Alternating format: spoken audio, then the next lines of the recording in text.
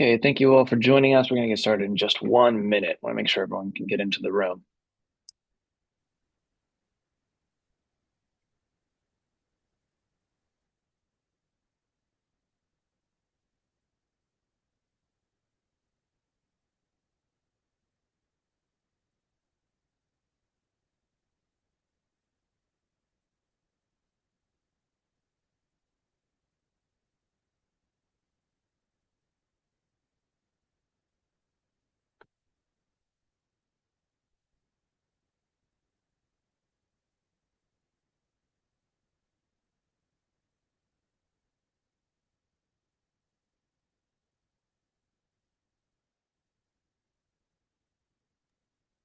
Okay, let's go ahead and get started. It's being recorded anyway. We'll send this around. Thank you all for joining this press conference on a very unique and new report on the cumulative impacts of data centers in Virginia. This report is featured by and written by the Sierra Club Virginia chapter, who is uniquely qualified to talk about this issue, considering that Virginia is the data center capital of the world. Today, you will be hearing from multiple different panelists. First off is me as facilitator. My name is Tim Sawinski. I'm the communications director of the Sierra Club Virginia chapter. You'll also be hearing from the report's lead researcher and lead author, Ann Bennett, who will go through the methodology and the key findings, as well as some emerging trends in the data center industry in Virginia and as well as across the country.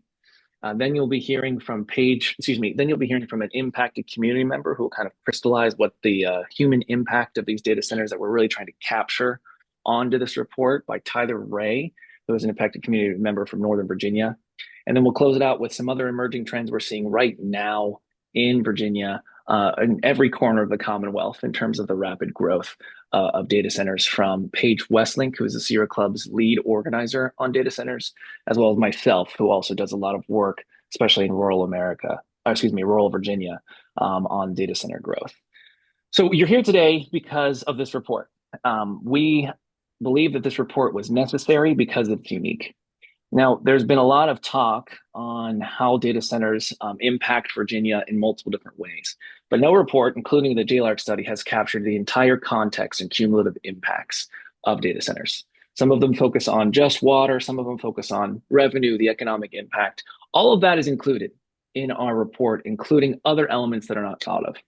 The reason this is necessary is because the rapid growth of data centers isn't slowing down in Virginia. As the report states, we have more than 1,200 operational or 1,200 operational or proposed data centers for Virginia over the next 10 years. That is an unsustainable growth. It is unconstrained. It will have massive impacts on our water, our agricultural land, our peace of mind of residents, our energy uses, and of course, our ability to fight and address the climate crisis that we find ourselves in. This report goes into everything from air quality to residential impacts, from water loss to increased carbon emissions. And we believe that this is necessary because no one has done this type of report before. It's also necessary because we constantly think of data centers and any industrial project in a silo. What is the revenue that local economies can get? How does this connect to our larger statewide economy? But revenue comes at a cost that can really destroy the livelihoods of people and set us back generations in terms of environmental protections. So what is the cost of data centers? That's what this report, what is the true cost? What is the context of the impacts? That's what this report tries to address. So with that, I'm going to pass it over to the lead author, lead researcher, and data center chair of the Sierra Club Virginia chapter, Ann Bennett. Thanks, Tim. I really appreciate that intro. In 2022, it was clear that something was happening in the data center market. The size and scope and politics around the massive 23 million square foot digital gateway in Prince William County set the stage. By then, I had begun to track growth project by project to better understand the expanding market. Due to the lack of transparency, such as non-disclosure agreements by the industry and with participation in that by government entities and utilities committed to keeping public information to a minimum, gathering information is far more difficult than it should be. The goal in assembling this data has been to determine how big the full build out of the data center market in Virginia could be. Assembling this data feels like solving an equation with multiple variables. Every once in a while, you get all or most of the variables, but sometimes you have to figure out the answer, or at least try to get close with one or two. And no, ChatGPT does not give you the answers because there is nothing open source about this industry. There are some gaps in the analysis due to unavailable data and possible errors in reporting. Energy data is the hardest to obtain. This report also does not include buy right areas not yet associated with the project, so there could be more growth. It includes data for all phases of development, what they could build, not what they will build. This report includes publicly available data for existing buildings, those seeking approval in the land use process, those approved and under construction, and future projects mentioned by companies or reported in the press, i.e., what is likely to happen. It also includes square footage of existing data centers, primarily in Northern Virginia, and the newer buildings under construction that have far bigger land, energy, water footprints all over the state. Acreage of projects was tallied, as were the number of diesel generators approved by the Department of Environmental Quality so far. Lastly, where possible, the report includes energy demand for fewer than half of the projects considered. This is actual data, not a model and not a projection. It is a tally and is constantly changing, but continues to go up. Even with some data missing, the numbers are quite astounding and suggest that current estimates continue to be very low and that the demand for energy and water and the air quality risks and land use implications will be greater than the state might have anticipated. This report builds on the important and serious work of the report completed by the JLARC staff for the General Assembly, but suggests that the quote unquote unconstrained feature of the full build out is far bigger and recommended policies are unlikely to fully meet the moment. Some highlights of the data.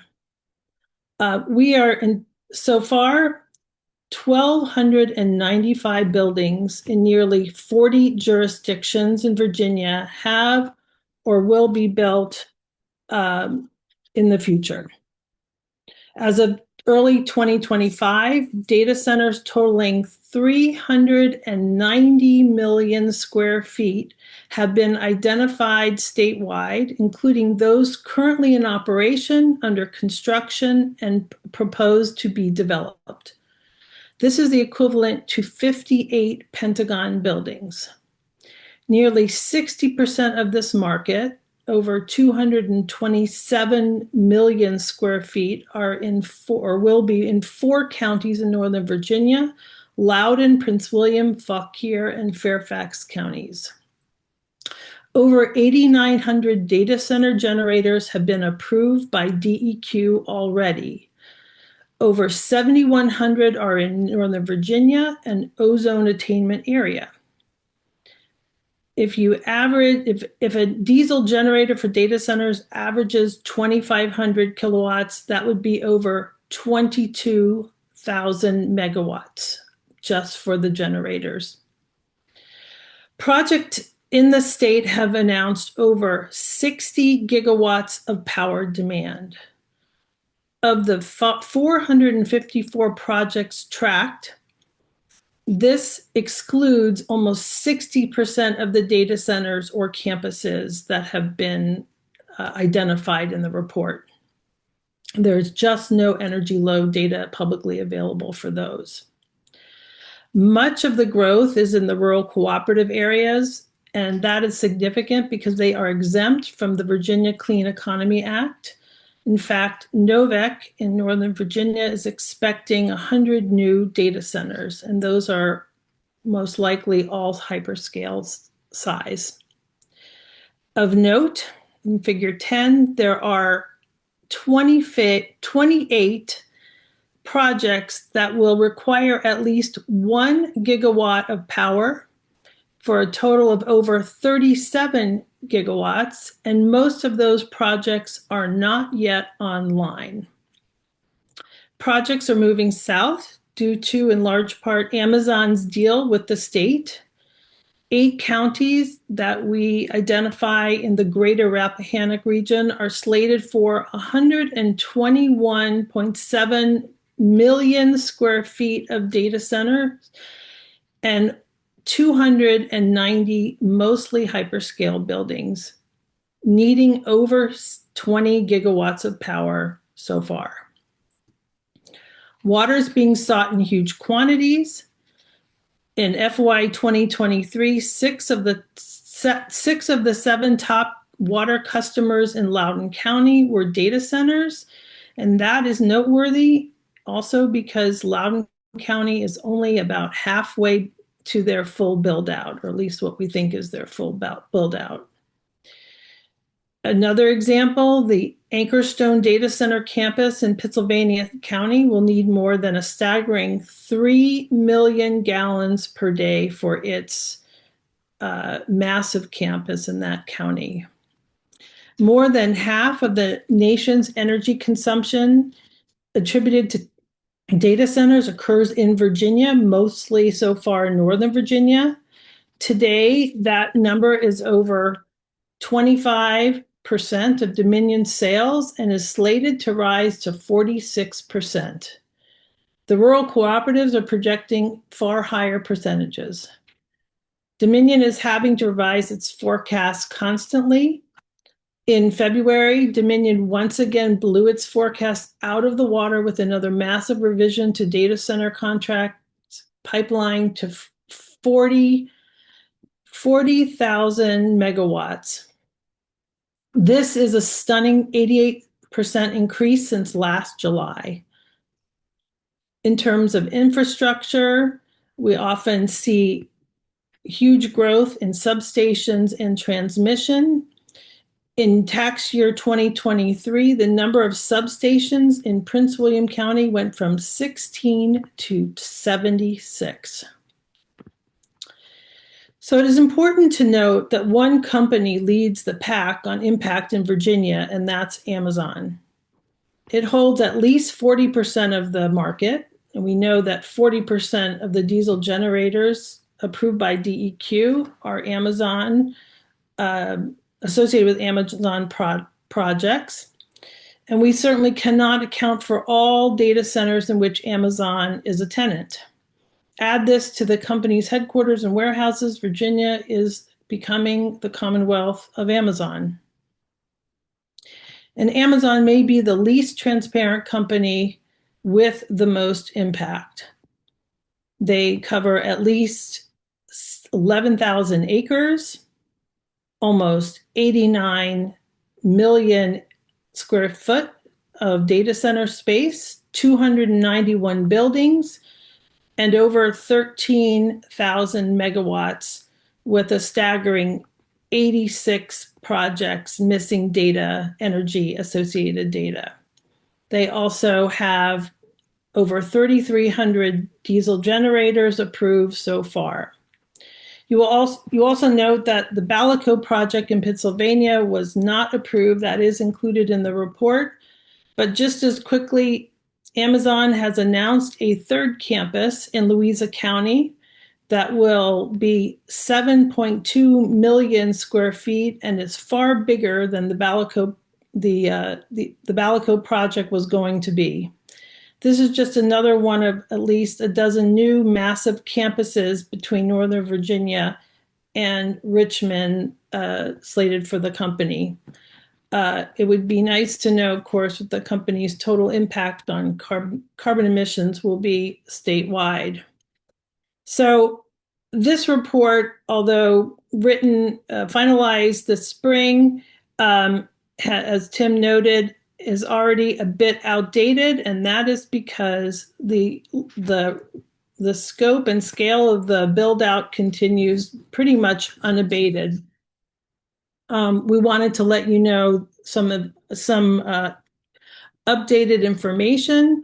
For the 8 counties in the greater Rappahannock area, square footage has already increased from 121.7 million square feet to 139.4. That's an increase of almost 18 million square feet since this went to print. Um, we know there are an additional 80 buildings proposed up now to 1375, an additional 1 gigawatt of power, an additional 23 projects, an additional 23 million square feet. So now we are well over 400 million square feet in proposed or existing projects to 414,255,984 square feet, and an increase of almost 4,000 acres that could be developed. So just also want to bring your attention to a county that has part of that greater Rappahannock area, almost just south of Northern Virginia's 4 counties, and that is Stafford County. Stafford County is seeing an enormous growth in the data center build out there. Since the report was finalized, Stafford has gone from 69 buildings in the pipeline to almost 100. It had a couple of campuses and now expects to have nearly 29 million square feet of data center build out. There are at least 24 new substations planned or needed for Stafford County's data centers, and some of those substations are over 20 acres each. That's much bigger than a typical substation. And most notably, I think, is that 3 of these campuses are planned to be adjacent to the Rappahannock River. Very concerning. So what can we conclude? Most of the data center build out has yet to occur, and unfettered or unconstrained growth is no longer really an option. Even with this massive expansion, almost no impactful regulation has been implemented at the state or local levels. Just as the state faces an energy crisis, business as usual solutions are inadequate. And believe this report is important because accurate data is needed so that the state and local government can plan to manage the impacts and the costs on Virginians, and so that they do not bear those costs for this industrial development. The state and its localities together must prompt and comprehensively manage the unique and unprecedented level of data center development. And we hope this new picture into Virginia's challenging situation will help leaders begin to take action to manage our predicament. Thank you. Thank you, Anne. As Anne mentioned, just another sheer important point is that the rapid growth of data centers is happening so fast that a report that was finalized a month ago has already, the data that is existing for cumulative impacts has already evolved beyond what's in there. That said, Anne Bennett has been tracking the raw data herself on her side of things, has all of it there. We are available for that information is available to be shared to any reporter or anyone who wants access to that information. It's keeping going. We're going to update the report when we can, but the fact that this happening so quickly with virtually no safeguards in Virginia is causing a lot of problems, including just understanding the context of the impact. And speaking of context of the impact, one of the things that emerging trends of data centers in terms of impacts on residential areas is how hard they are to resist them and how hard it is to access information regarding them.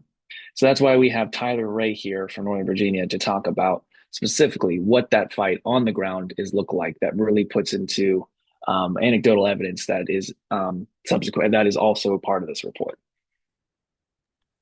Great. Thank you, Tim and Anne. Hi, as mentioned, my name is Tyler Ray. I'm the founder of the Save Bryn Mawr Coalition. We're a group of residents in the Bryn Mawr area of Fairfax County that have come together to protect our community from the harmful impacts of the proposed Plaza 500 data center right on the Fairfax County and Alexandria border. This proposal would be a massive 466,000 square foot data center, the size of 8 football fields, and would also include a 5-acre electrical substation that has enough power to power 40,000 homes and 125-foot tall transmission lines that run parallel to our community directly through an environmentally sensitive Chesapeake Bay Preservation Area resource protection site. Bryn Mawr is situated inside the Capital Beltway, just over a half mile from a metro station, and is a growing community with mixed-use development happening all around us. We're a diverse community in every sense of the word and have created a strong sense of community among residents. Residents have lived in the community since the 1980s, and our community pool and recreation center has existed since the 1950s. Our efforts began in 2022 when we successfully defeated a rezoning effort that put the data center proposal on pause. Unfortunately, a developer came back with a site plan in 2024 that would allow the project to move forward through a by right process, meaning that it wasn't required to go through any public hearings or receive any approval by local elected officials. The developer raced to submit an incomplete application that couldn't even pass an initial review. Despite outcry, Fairfax County Board of Supervisor Chairman Jeff McKay and Supervisor James Walkinshaw, who I'll also note is a candidate for Congress to replace former Representative Jerry Conley, made and supported the decision to put developers over residents and allow an unapproved data center to be exempt from new safeguards that the county was implementing. The very communities that these new data center zoning ordinances were designed to protect were left vulnerable because of these decisions. To be clear, the data center proposal would not be permitted under the current zoning ordinances for Fairfax County, which Chairman Jeff McKay has called a quantum leap forward in putting protections in place for residents and the environment. Sadly, as this new Sierra Club report shows, Fairfax County and others are already falling light years behind in terms of what is needed. However, my community's fight did not end with the county, and we are engaged at the state level with the State Corporation Commission. The State Corporation Commission has the legal responsibility to review utility applications, including the electrical substation and transmission lines submitted by Dominion Energy that would be needed for this project. We're currently awaiting a decision by the SCC as to whether this massive development will be permitted in the heart of our community, just 60 feet away from residents. This would be the second largest and closest data center project to residents in all of Fairfax County. We're concerned about the impacts that data centers and their required power sources will have. This data center will negatively impact many of aspects of our lives, including through financial hardship. We're already seeing just the proposal of a data center resulting in challenges to families being able to sell their homes who need to relocate. Economic development could also be stalled. Within a mile of this project, the massive mixed-use landmark mall redevelopment will transform the area with a brand new hospital and a thriving mixed-use community. Instead of my community being a part of this development opportunity, we'll be cut off from it by the data center proposal. This will block any increases in home value, any enhanced transportation access to the metro, and access to these new retail and amenities that we otherwise would have been able to access.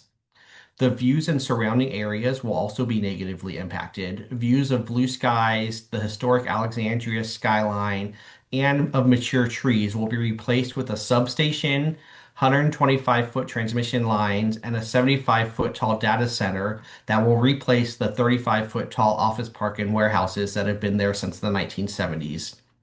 The health impacts from constant noise are also a concern for us. The constant noise and vibrations have been reported to cause migraines, impact sleep, and the ability to concentrate.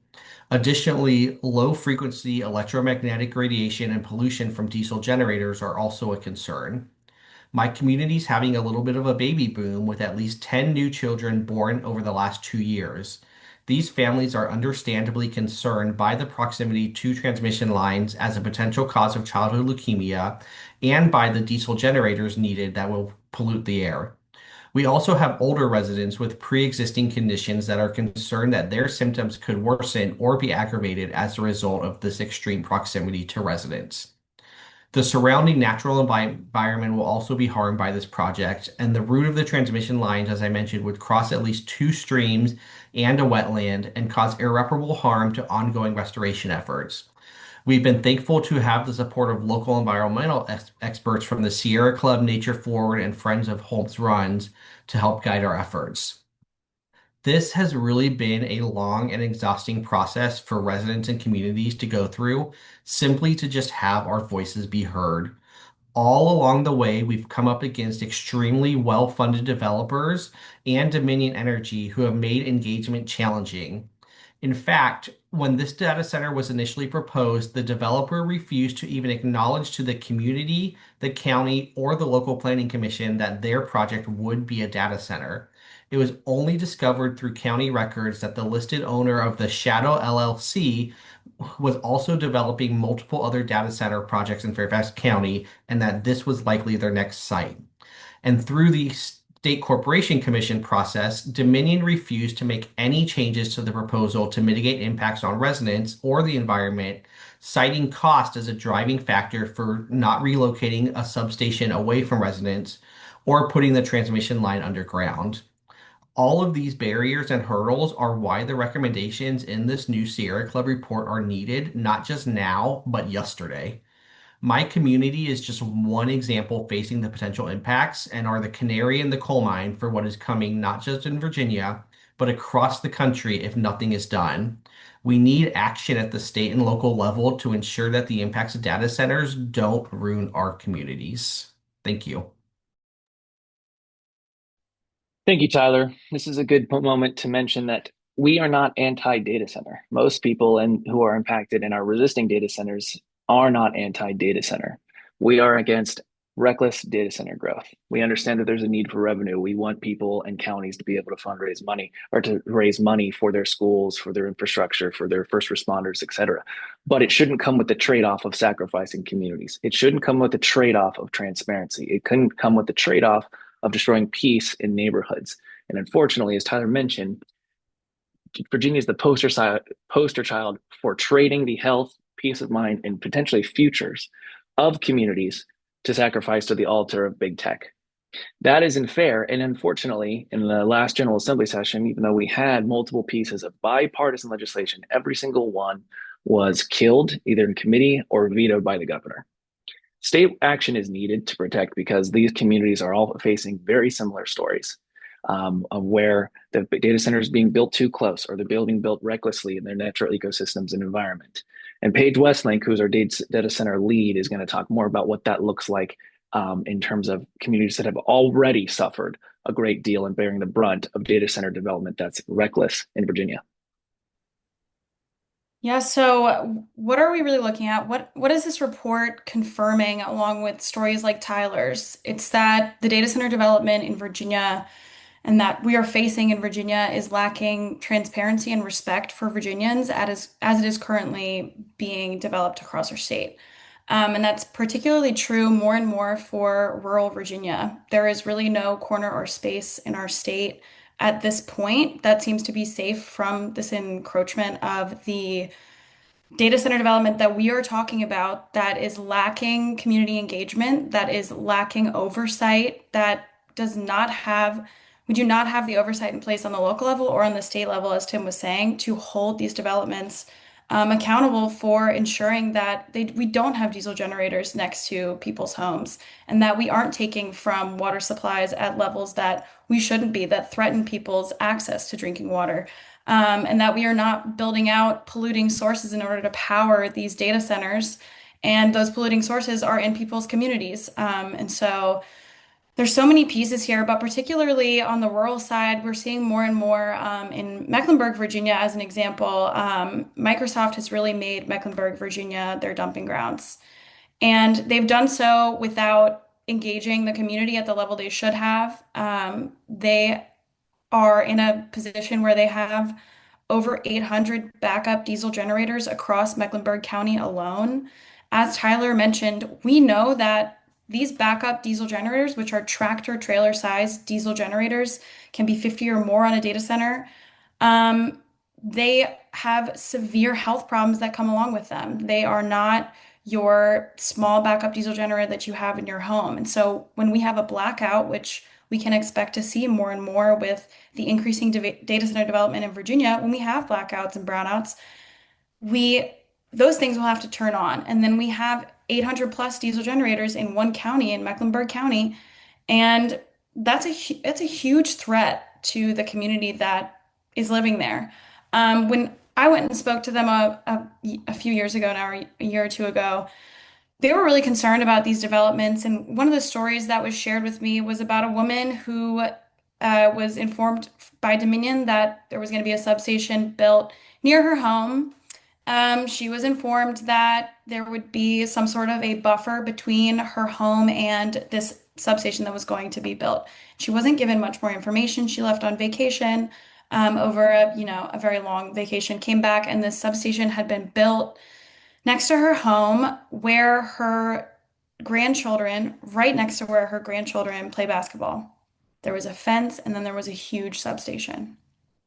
This is a story that's becoming more and more true for more places that we visit, particularly in rural areas. At that meeting when I was able to speak to these people in Mecklenburg, they were also highly concerned because they were having transmission lines cut through their land. These were farmers who had value from their lands that were having transmission lines cut through their land because of eminent domain. And so, these are homes, schools, and communities that are in rural areas that are being infringed upon by data center development without any engagement, little to no engagement from this community. And when I went to speak to them, it was extremely difficult to find out any information about the expansion and the true impact that these data centers had had on their community. Even doing the research for this report, I know that Anne, as incredible as she is at doing this stuff, and as she had done it a million times for however many communities, she had a very hard time finding any information. So for the rural communities too, I mean, that's something we're seeing is that because there hasn't been as much attention, there also isn't as much information. Um, and what this is really telling us is that with Virginia facing a future of potentially thousands of data center developments and they're being targeted at rural communities too, something has to change to ensure that people and our environment are not sacrificed for the sake of making rich tech companies richer. And this report is one way that we can ensure we can hold them accountable. It is a step forward in having data to say, this is the issue, and we really need to figure out a way to solve it. So. Thanks, Paige. And then just some honorable mentions about emerging data centers. As Paige mentioned, rural America does seem to be the dumping ground for big tech, and that's not also slowing down. Right now, in Charles City County, there's a proposal for a 515-acre data center campus. That campus will be located less than 100 feet from more than 50 homes. In Chesapeake, Virginia, there is a 313,000 square foot data center being proposed right across the street from a generational farm and right across the street from the Etheridge neighborhood. None of these areas were zoned industrial. They were all zoned agriculture, and agriculture means that they are popular places in rural America for people to live. And what happens is the data center industry comes in and knows that it's cheaper to instead to build it in agriculture zones. So they ask the city council, they ask the board of supervisors, change the land to industrial so we can do that.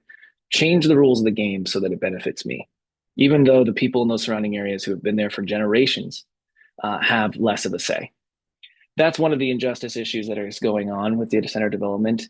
And the thing is, we know that there's a race to AI. We know there's a race to all of these things, but why does it have to come at the sacrifice of people who've been taxpayers a lot longer than the industry has, who actually give into the revenue and create the economy?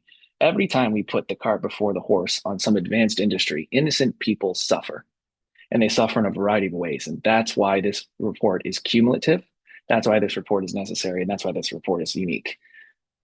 Data centers are going to have their say in the spotlight. It's time people had, and we hope that this report shines a little bit of a light on the struggles that real people are dealing with because of Virginia's reckless data center development. So with that, all the panelists are happy to take questions from anyone. As I mentioned before, and we'll share the raw data with anyone else that's going on. This page is several dozen pages, so we could not get through all of it in the summary to be respectful of your time. But any particular insights you want us to dive into, now's the time. We'll be happy to answer them.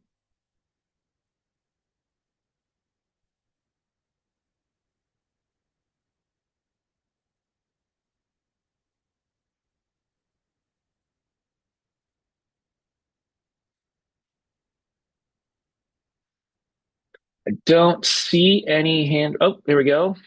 I'm curious, what do you think about the cost allocation? Dominion has made a proposal for a new customer class in its current rate case for certain data centers and other high energy use facilities. What's your take on the proposal? Is it the kind of change you'd like to see?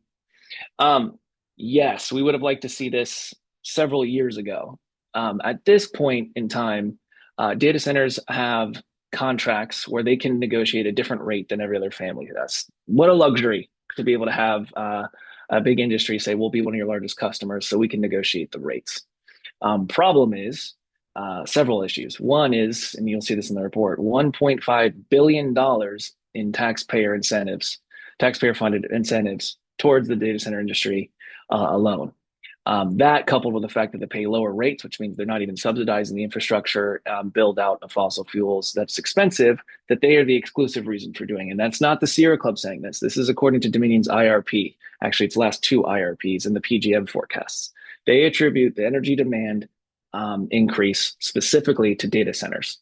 Not only that, but the contracts keep getting signed, and there is no state oversight of once those contracts are signed. So once Dominion signs a contract with a data center, they are legally obligated to pay them. So at what point does big tech pay its fair share? Yes, there's revenue implications to this, although a lot of these costs and the impact end up eating into that revenue. But at what point do they pay their fair share? They haven't been paying their fair share in Virginia. And there will be folks saying, well, if you tax them more or if you try to hold them accountable, they'll go somewhere else. Well, Anne can talk a little bit more about this, but Virginia is uniquely qualified with its digital infrastructure that already exists to attract data centers. So holding them accountable isn't an issue that's going to deflect them because they honestly need us probably more at this point than we need them. And did you want to add on to that? Um, yeah, do you want me to answer the second question or the first? Sorry. Just your opinion on the new the new rate customer class. With you that this is a unique sector and it needs to pay its way, and that you know the kinds of communities like Tyler's and actually all of Virginian subsidize this industry, both at the state level and then even at the local level, as we contribute to infrastructure build out costs, whether it's transmission or substations or water utilities. Who pays for the carbon emission of increased fossil fuel usage over time? Who pays to clean up the air? We are a non-attainment zone for ozone in Northern Virginia. It's different in other parts of the state, but who pays for that? So there's a long list of externalities that really nobody has paid attention to, and the State Corporation Commission and the DQ and frankly, the leadership of the Commonwealth of Virginia needs to take the myriad of impacts that will be coming. Even if we don't see them as much yet, with the magnitude and the scope and the depth of this full build out, it's almost hard to wrap your arms around how costly this could be overall. Go ahead, Tyler. Yeah, and I think what this means directly for both residents and where data centers and the substations and infrastructure that's needed to be sited has a key connection to the cost allocation aspect. In my community, our data center kind of proposal that's currently before the State Corporation Commission, one of the main reasons in which Dominion cited repeatedly throughout the entire process as to why they couldn't move a substation from where they proposed it 60 feet away to a mile away, not anywhere near residents, was because of the cost that it would have costed Dominion to do that.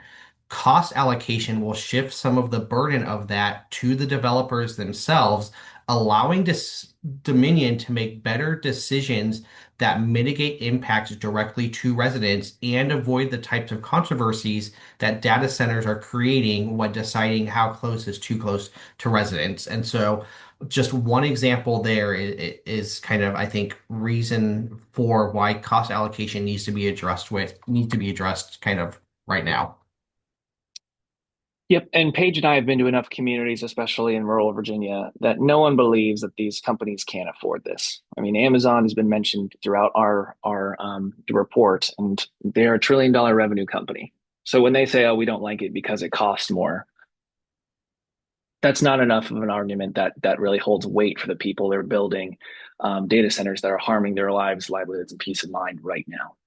Um, uh, what kind of action are you looking for in the next governor? Do you have any specific asks? Um, yes, we have a lot. um, Specifically, I think you've heard some emerging trends, and you'll see this in our report. Is it's not unreasonable just to ask for transparency, basic transparency. Tyler really put a finer point on this, but the same thing is true for those areas I was talking about before. Charles City County, Chesapeake County, the ones that are going through their own data center issues right now, they were only told that this data center development would be up for a vote on their planning commission less than 2 weeks before that commission was made. Um, that was a bill we had in the General Assembly, along with a lot of other lists that would hopefully make this process of development more fair for communities. As I mentioned, all of them were either defeated in legislation, bipartisan support. All of them were defeated in committee or vetoed by the governor. When the governor was asked about the JLARC study, by the way, that came out, and one of the specific points was this is threatening to raise our electric bills by double, potentially triple. He said, "I don't want to bend. What are we supposed to do? Bend the knee to the green agenda?" That is a direct quote. Yet, big tech has their boots on a lot of communities' necks. So we need more measures to one, increase transparency. There has to be mandatory or at least incentivized um, measures or policies to create energy efficiency so that with the ratepayer impact isn't so high. There has to be reasonable environmental protections, and you shouldn't be able to build these in neighborhoods. Again, that is not too much to ask. There's a whole long list that are of these and specific to each impact on water, air quality, carbon emissions, et cetera, specifically for local and state guidelines that is in our report. Yet we have no safeguards. And this issue hasn't been going anywhere. It's not going anywhere, and it's been here for a long time. It is very long past time that we have some policy that makes sure that data centers work with communities, not against them. That's how we develop this responsibly. Yes, Tyler? Sorry, that was an accident. Oh, okay. Then, Ann, did you want to add on that, Ann or Paige? Yeah, I mean, I'll just add that to Brad's question is after the publication of the JLARC study last year, we certainly had an expectation, and it was an excellent study. We had an expectation that the governor and the General Assembly would be concerned enough to take some serious and thoughtful action at the state level, at least. And it was certainly hard to believe that they chose not to. So, to answer your question, the next governor and the next General Assembly, we continue to dig a deeper hole. And I think this report shows that the more approvals at the local level without adequate local and state guidelines, because you need both in order to frankly mitigate this industry at this point, we'll continue to dig a deeper hole, and more action will take and more cleanup, frankly, over time. So the next administration and the next General Assembly has an even taller task ahead of itself because nobody has acted adequately or frankly responsibly with at this level of development. Yeah, and I'll add that, for the next administration, what we'd really like them to realize is that the whole world is watching what we do. We are, one of the first, we are the data center capital of the world ahead of Beijing right now. And the way that we respond to that, the whole world is watching what we do. And so the next step needs to be, are we going to continue to line the pockets of big tech companies, or are we going to ensure that we are putting forward legislation that protects people from increasing electric bills, that protects people from, threats to their water, threats to our air? And so that's the real question for the next administration is, the whole world's watching, and it's your move to ensure that we're doing this the right way. They're out of excuses. We've known this issue has been an issue for long enough. The JLARC study has confirmed a lot of what we put in our report, and our report adds on to it. They've had their own study. They've had plenty of time. There's no more excuses. And if nothing is done, you are looking at a severe loss, potentially irreversible, of our economic well-being and our environment. There's no more excuses left. And if the next governor wants to be thought of as environmentally friendly and economically conscious, there has to be something to be done about data center development in Virginia. Next question is, Loudoun recently eliminated buy right permitting for data centers. Do you see this as a good first step, and does that prompt any sort of optimism that other counties may follow? Great question. And you were part of that initiative, so why don't you go ahead and take that? Yeah, I definitely attended that public hearing. I think it was an important step for Loudoun to take. It was in some ways symbolic in Loudoun because so many of the projects were grandfathered in. So the actual impact of that will be less than it could have been had they taken that action earlier. But I do think it shows other localities that this is the direction they should be going before they get too far down this path. And there are a couple of jurisdictions that have taken some pretty strong action as well, and that would be Fauquier County and Henrico County.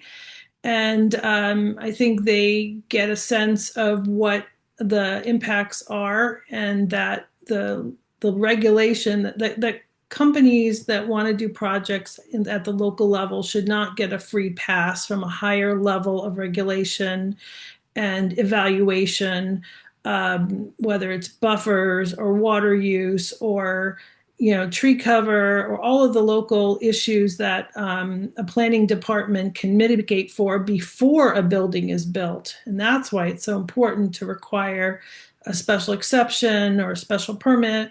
And the reason why by right really takes any of the power away from the people who don't even have an opportunity to attend a public hearing and voice their concerns. And of course, Tyler articulated that so well, and has experienced the downsides of by right development.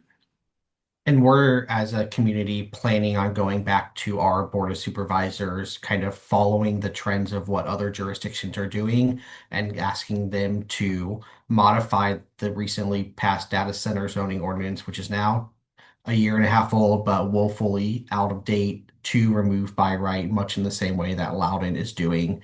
Had by right not been an option, my community would not be under this threat.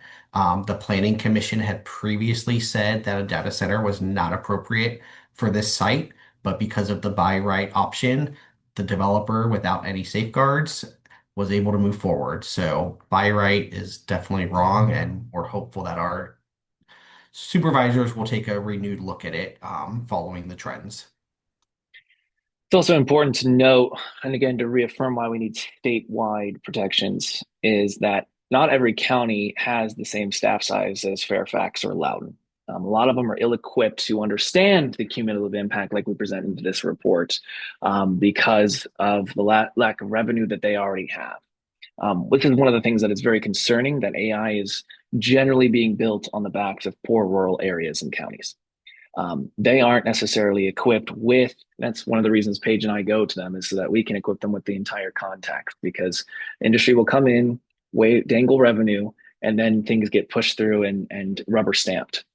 The problem is that any industry is only going to tell the information that spins their project in a positive light. And if it's not legally mandatory for them to talk about all the other issues, or to give the county an opportunity to work with them instead of as a stoplight, so to speak, then they're going to take advantage of it. Industries is meant and companies are meant to make money. I get that. That's why we're supposed to have the safeguard and the checks and balances of public policy. And if public policy can't keep up with industry, there's a major problem, as we're seeing in Virginia. And what happens in Virginia is a moniker for what can happen in the rest of the county. And you're seeing this growth of giant data centers in rural America all over the place. And you'll see also that the energy demand in places that aren't data center hotspots is either flatlining or going down, whereas the data center hotspots are going up. Um, Meta had just proposed building one of, I think, their largest AI data center campus in Louisiana.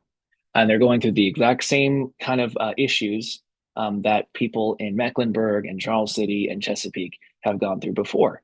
But they don't have the reference of someone from Northern Virginia being able to tell their story. So Virginia, as Paige said, can be a national leader on how to develop data centers appropriately that without sacrificing communities, without sacrificing the livelihoods of people who already are paying taxes here and who make those places home. But it needs a strong leader in the governor, in the executive, and it needs strong policy in the legislature. And until we get that, you're going to see this report grow and grow and grow and paint a more ominous picture than we are today. And it's already pretty bad.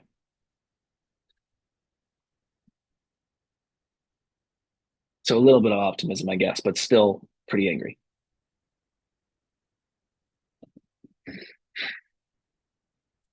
I think that's it for all the questions. We will put in the chat our information, our assault. Actually, you all have it on the media advisory for being here.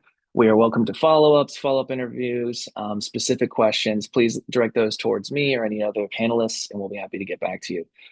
Thank you for covering this. This is an important issue that is kind of an abstract one that's in everybody's mind, and it's weird to think data centers can have this much of an impact. But it's one of our largest climate issues, and it's one of our biggest environmental justice issues at this point. So thanks for covering it. If there's anything we can help to eliminate any specifics about the data or any specifics about why we do this work, don't hesitate to reach out. All right.